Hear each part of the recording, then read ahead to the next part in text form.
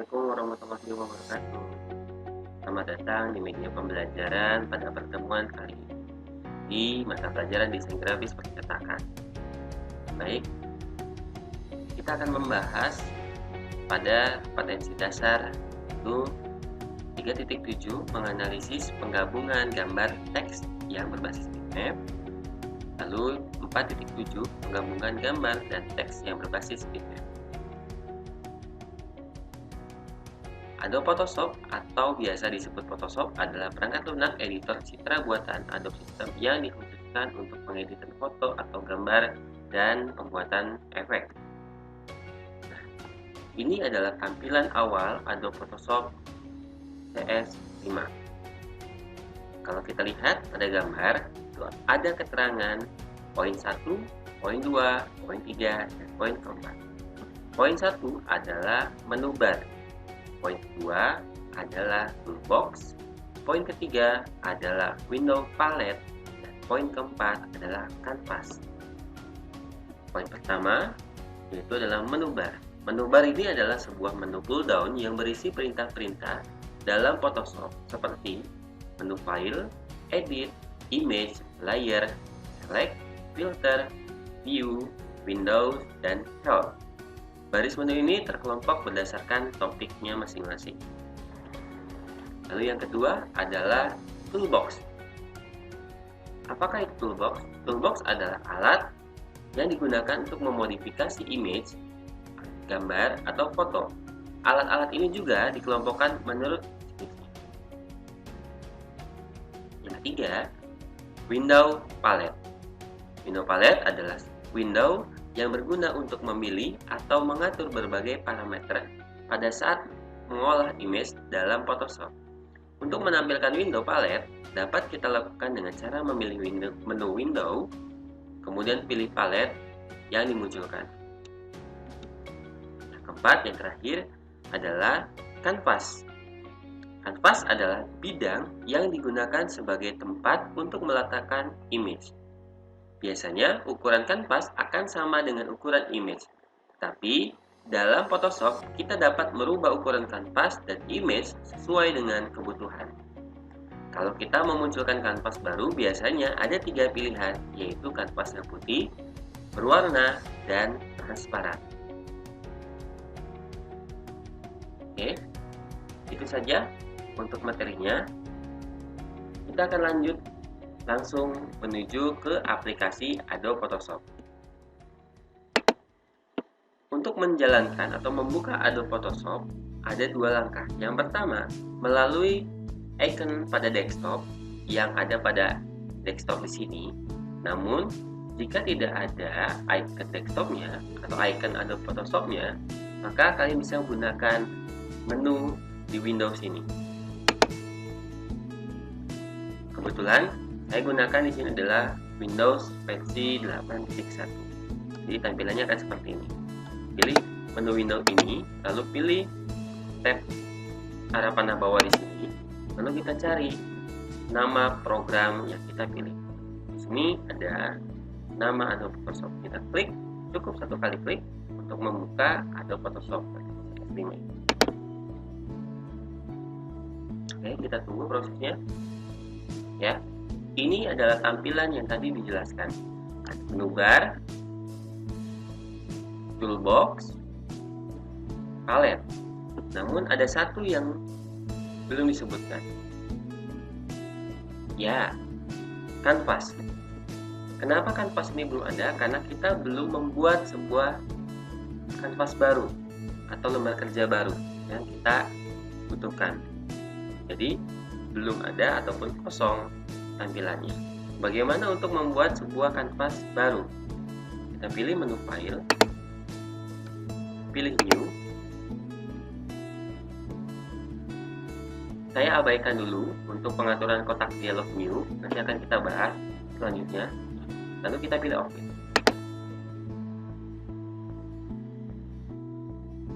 Ya, ini sudah tampil kanvas. Ya, dimana untuk menempatkan sebuah image, kemudian teks, efek, dan lain sebagainya terdapat pada kanvas di sini. kanvas ini akan saya coba kecilkan tampilannya dengan cara diklik tab seperti ini, tekan ke bawah.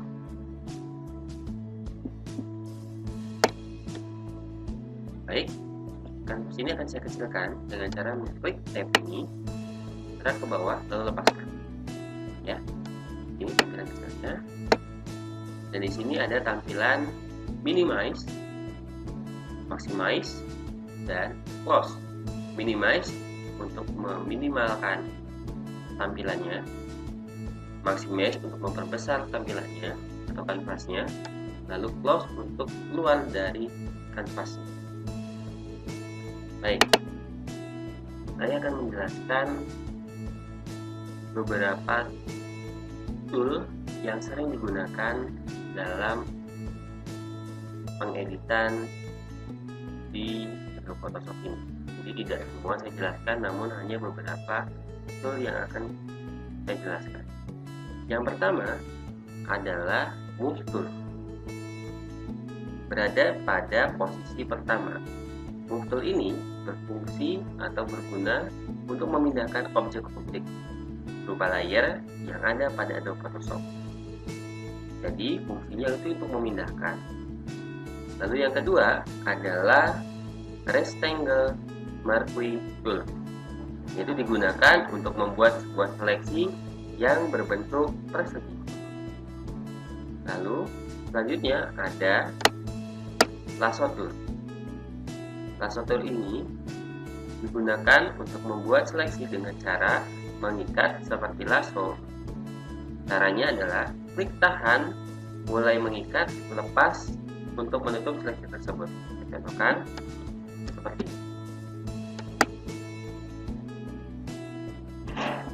Ya. Nah, ini sudah jadi bentuk seleksi. Di dalam Lasso Tool ini ada dua tool lasso lainnya. Pertama ada Polygon Lasso Tool dan Magnetic Lasso Tool. Berbeda halnya dengan Lasso Tool, namun fungsinya tetap sama, yaitu menyeleksi, namun mempunyai karakter yang berbeda. Jika Lasso Tool mempunyai karakter seleksi sesuai dengan keinginan kita, sedangkan kalau Polygon kalau kita gunakan berbentuk garis-garis seperti ini.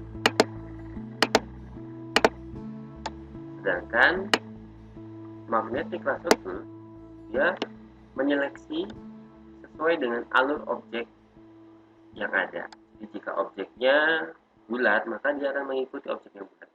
Jika objeknya kotak, dia akan mengikuti alur objek kotak. Seperti ini.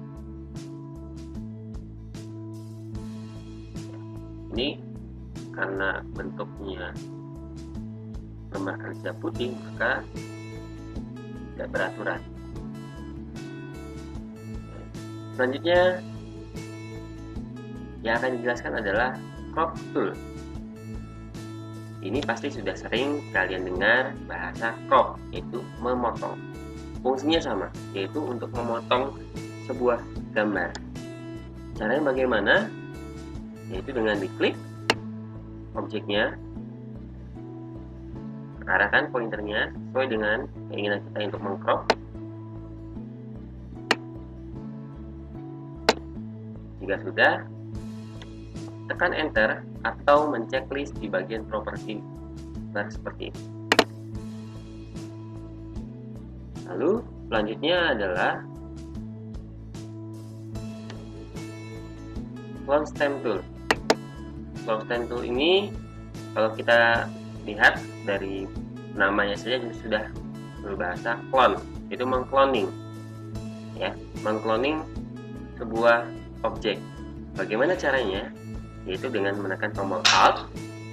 Nah, jika kita menekan tombol Alt ini, maka pointer mouse yang tadi bentuknya lingkaran akan berubah menjadi seperti ini. Tandanya ini adalah titik poin di mana kita menentukan mana yang akan kita clone. Misal adalah mata. Alt-nya ataupun ALT-nya kita tetap tekan, lalu kita klik. Cukup sekali, lalu arahkan di mana kita ingin mengcloning objek tersebut. Misal kita di sini, gitu ya. Ya, ini sudah jadi clone step. Lalu selanjutnya adalah eraser. Dari nama saja sudah jelas, yaitu untuk menghapus sebuah gambar. Namun dikarenakan ini masih berbentuk background, jika kita hapus maka gambarnya akan seperti ini. Saya Ctrl Z, saya undo, saya rubah dulu backgroundnya menjadi sebuah layer dengan cara mengklik double backgroundnya, lalu kita pilih OK, maka akan otomatis berubah menjadi layer. Kita coba klik ya, ini sudah otomatis terhapus gambarnya, maka akan bolong objek tersebut karena layer ini adalah lapisan. Jadi kalau misalkan di bawah sini ada sebuah layer lagi, maka akan tampak layer yang ada di bawah. Oke, kita lanjut. Saya Ctrl Z kembali. Lalu yang selanjutnya adalah gradient tool. Dari namanya sudah jelas, yaitu memberikan warna gradasi atau lebih dari satu warna. Bagaimana caranya? Yaitu dengan mengklik and drag, baik dari secara horizontal maupun vertikal, sesuai dengan kebutuhan kita nanti saat mendesain atau memanipulasi gambar. Saya contohkan seperti ini.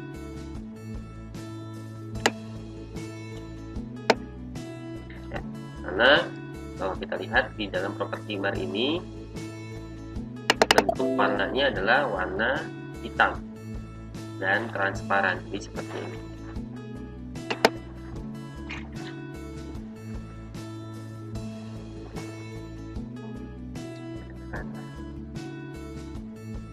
Lagi ngomong kedengaran. Saya nunggu sepi. Lalu selanjutnya adalah Paint Bucket Tool. Berbeda dengan Gradient Tool, Paint Bucket Tool ini berguna untuk memberikan warna solid. Kita lihat di bagian sini, di bagian warna, saya rubah warnanya dengan cara mengklik ini, lalu saya rubah warnanya menjadi hijau.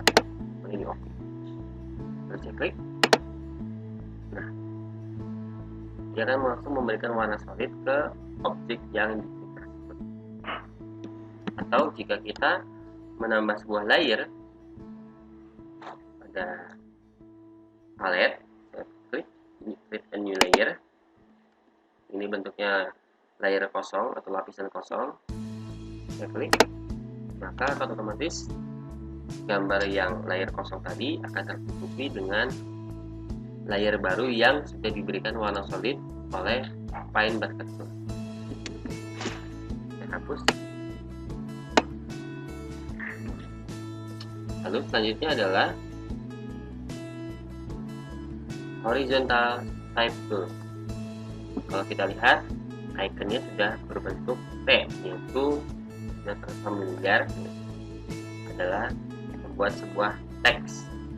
Caranya adalah kita klik dulu icon horizontal tab toolnya, kemudian kita klik ya cukup, dan kita buatkan namanya klik dan oke. Di dalam property bar ada keterangan jenis. Kita bisa memilih atau merubah jenis font, kemudian bentuknya apakah mau reguler, bold dan sebagainya, dan besarannya. Jika sudah, kita klik atau kita memilih move tool ya, untuk memindahkan teksnya di posisi tengah. Ini salah tulisnya.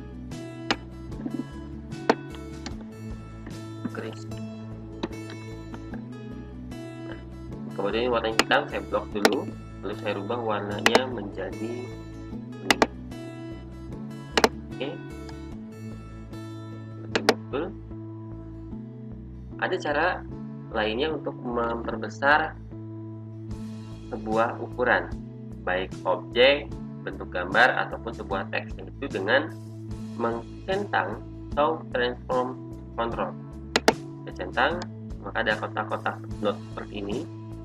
Kita tarik sudutnya, saya sambil menekan tombol shift agar posisinya masih sama ukuran besarannya, jadi tidak berubah simetrisnya. Sudah geserkan, lalu tekan enter. Kita kembali. Itu tadi penjelasan tentang beberapa tools yang sering digunakan dalam pengeditan image ataupun memanipulasi.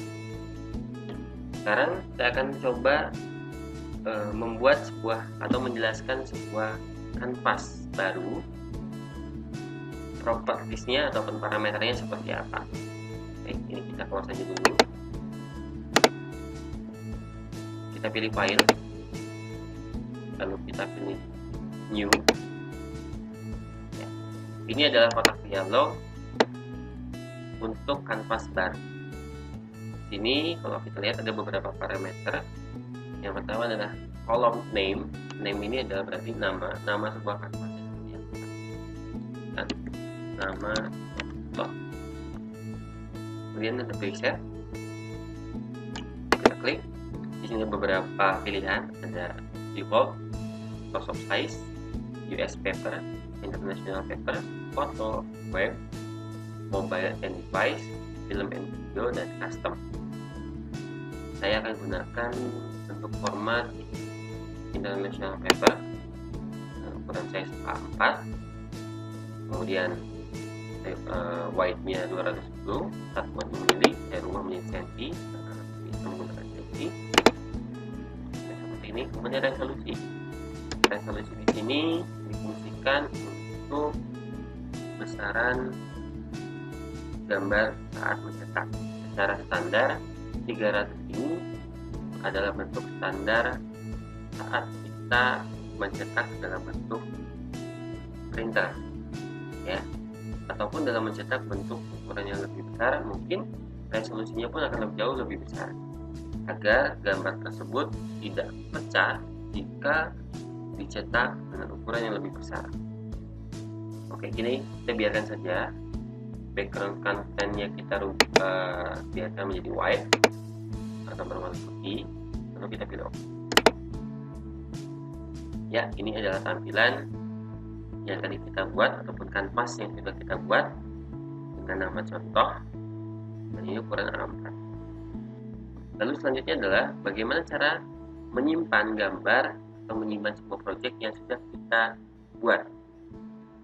Langkahnya adalah seperti biasa, kita pilih menu file, lalu kita pilih, karena ini belum ada objeknya ya, jadi saya tambahkan dulu beberapa edit sesuatu di sini.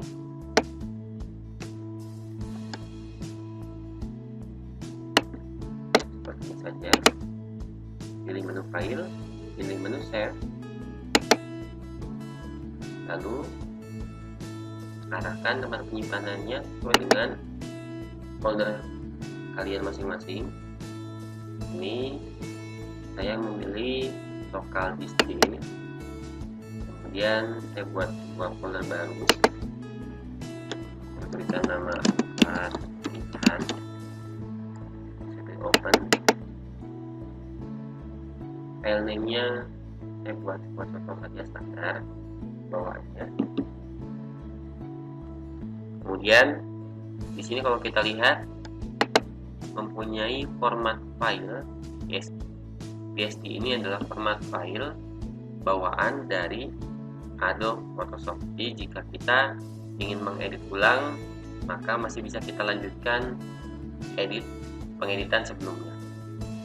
Namun jika kita ingin merubahnya menjadi file jadi atau JPEG, kita bisa memilihnya di kolom format. Ini ada beberapa format file yang berbeda. Sekarang ini adalah JPEG, PNG, dan lain sebagainya. Saya biarkan menjadi format PSD saja. Saya pilih tombol. dan project pun sudah tersimpan.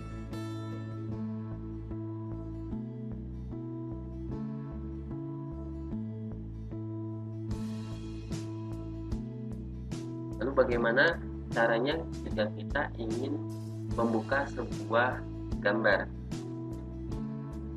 Langkahnya ada beberapa. Yang pertama, bisa melewati menu seperti ini, atau bisa juga dengan klik and drag. Jadi kita buka Windows Explorer ini, lalu kita tentukan gambarnya berada di mana. Akan seperti ini. Lalu jika sudah ditentukan, klik tahan, geser, arahkan kepada taskbar Photoshop di bawah. Lalu kita tempelkan pada kanvas. Jika sudah, kita pilih cetak. Ini sudah otomatis masuk ke dalam kanvas yang kita gunakan sekarang. Kita lihat di bagian sini, di bagian palet sudah ada layer yang berisi gambar tadi. Atau dengan melewati file, open, kita pilih gambarnya, kita pilih open. Ya, ada perbedaan dari file open lalu dengan Windows Explorer tadi. Yang pertama, jika file open ini dia langsung membuka sebuah kanvas baru untuk gambar tersebut. Lihat ya, ini kanvas yang berbeda. Namun kalau klik and drag tadi, bisa kita pilih apakah mau membuat sebuah kanvas baru.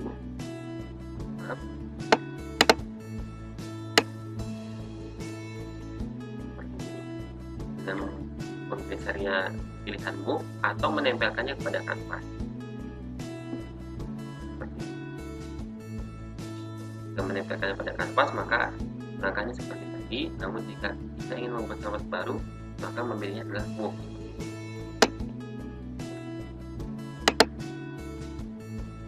Kalau kita ingin memindahkan gambar ini ke kanvasnya tadi, caranya kita pilih move tool, kita klik gambar tersebut, tahan, geserkan kepada kanvasnya, lalu lepaskan kepada kanvas di sini. Ini kita coba besarkan dan menggunakan show transform control. Saya menggunakan shift agar gambarnya simetris. Pilih. Nah, kalau diketahui, posisi layar ini menentukan gambar tampak seperti apa. Jika layarnya berada di atas, maka gambarnya akan tampak di depan. Namun jika layarnya berada di bawah layar yang lain, maka gambar akan tampak di belakang. Kesimpulan pada pertemuan kali ini yaitu dalam tampilan di Adobe Photoshop ada beberapa lengkungan kerja. Yang pertama adalah menu bar, lalu toolbox, palet, dan kanvas. Lalu tadi juga dijelaskan bagaimana cara menyimpan sebuah project dalam bentuk format file PSD dan dalam bentuk format file JPEG. Lalu bagaimana cara memasukkan gambar ke dalam kanvas dan bagaimana cara memasukkan gambar menggunakan menu file open. Nah, disimpulkan, Bapak akan memberikan sebuah tugas. Yang pertama, cobalah diskusi dengan kelompok kalian masing-masing. Bagaimana langkah untuk menjalankan Adobe Photoshop S5 ini? Yang pertama. Dan yang kedua, bagaimana langkah dan menyimpan gambar pada Adobe Photoshop? Yang ketiga, tulislah 2 langkah memasukkan gambar pada Adobe Photoshop. Dan yang terakhir adalah apa kelebihan Adobe Photoshop CS5. Diskusikan dengan kelompok kalian, lalu tulis jawabannya di buku dan kirimkan di Classroom. Oke, mungkin itu saja di pertemuan kali ini. Saya akhiri. Assalamualaikum warahmatullahi wabarakatuh.